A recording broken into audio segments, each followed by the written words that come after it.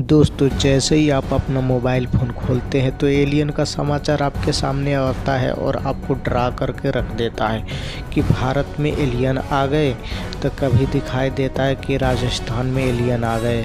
आखिर क्या है, पूरी जानकारी आपको देंगे विस्तार से। सबसे पहले बात करें तो एलियन की खबर आई कहाँ से। तो एलियन की खबर एक सोशल मीडिया अकाउंट से किया गया था, जिसमें कि उड़न तस्वीरें दिखाई जा रही थी और उड़न तस्वीरें जो ऊपर से यान को नीचे गिराते हुए ला रही है।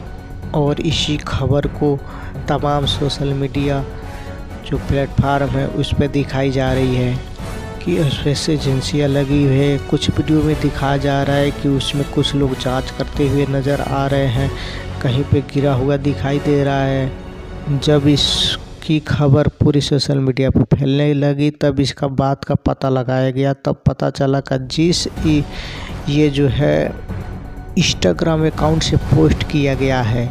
जिस इंस्टाग्राम अकाउंट से पोस्ट किया है उसमें बताया गया है कि उस अकाउंट पर केवल AI वीडियो ही जनरेट किया जाता है। तो इससे पता चलता है कि ये सारा वीडियो बनाया गया है वो फेक है, यानी कि AI का बनाया हुआ वीडियो है। रह गई सभी चैनलों की बात, सभी चैनल पे इसलिए दिखाया जा रहा है क्योंकि ये वीडियो एलियन वाला ट्रेंडिंग में है, इसीलिए सब बता रहे इसी